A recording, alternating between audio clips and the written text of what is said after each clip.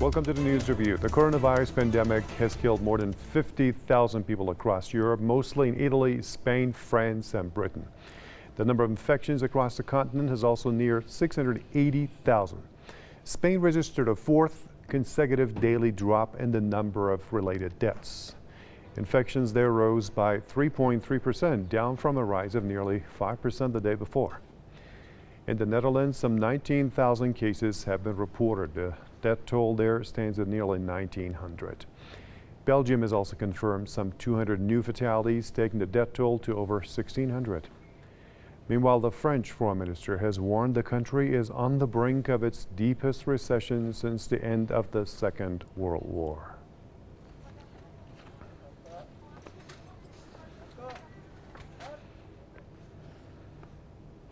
Now I'm going to invite a couple of our guests to discuss with them the situation in France. So joining me will be Ian Williams, senior analyst with Foreign Policy and Focus out of New York, and Sébastien Périmony, member of Solidarity and Progress Party, who's joining us out of Paris. Good to have both of you, gentlemen. Let's go to New York first.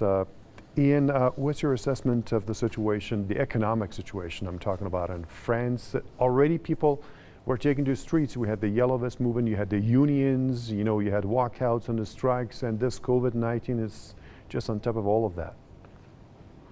Well, I think that's one of the strengths of the French society and economy. There is fight back, and so the traditional attempt to load the problem onto the backs of the underprivileged and the poor is going to be less successful there than it has been in the United States, for example, or even Britain. So that's almost a sign of positivity in the overall situation.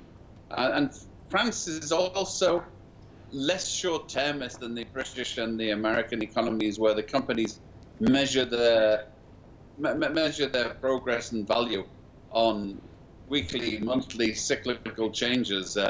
So it's less dependent on stock market gambling as a general rule, I think, from what I've seen of the French economy.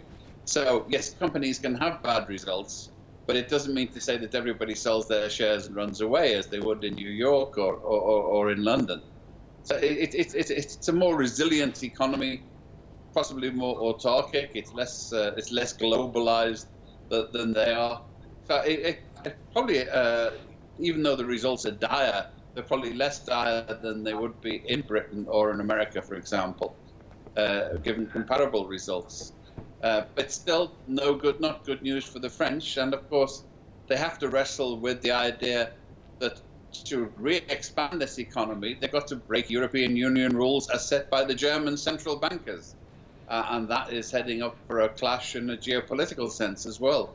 The French were never completely on board with the German stifling of the southern European economies under the name of credit and sound money. They're going to be even less so after this, and it's going to be interesting to see whether the Germans will see the writing on the wall in French. Okay. Now let's go to Paris. Sébastien, what's your assessment of the situation in France, and how what kind of an impact, how huge an impact could this pandemic have on French economy?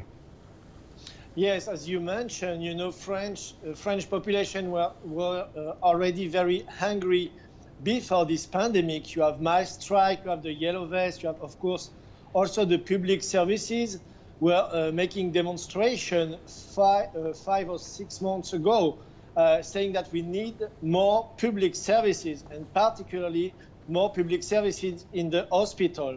So already before the pandemic, you have a kind of situation where people were seeing that we will have a big problem in the future if we are going on to destroy with the European Union, the policy of the European Union, the policy of the financial oligarchy, the policy of the financial system, to destroy your public services. And as you say, we are facing, and Bruno Le Maire, who is the finance minister of France, have admitted this morning that yes, we are facing the worst recession since 1945, and it will be much worse than what we are facing in 2008 during the financial crisis. 1 month of lockdown in France is equal to 3 points of our GDP. So, of course, we will face a very bad situation. It was already started, but we will face it. And we have almost now 5 million people who are in partial unemployment, which means they have less salary, and almost all the country in lockdown, you know, everything is closed. So we will face a very, very big trouble in the future. And what I can say is that all the bailout policy, you know, the printing funny money in the world by the Reserve Federal, the Central European Bank, and so on, will not help at all to save this physical economic crisis. This is a crisis of the physical economy, not a financial crisis.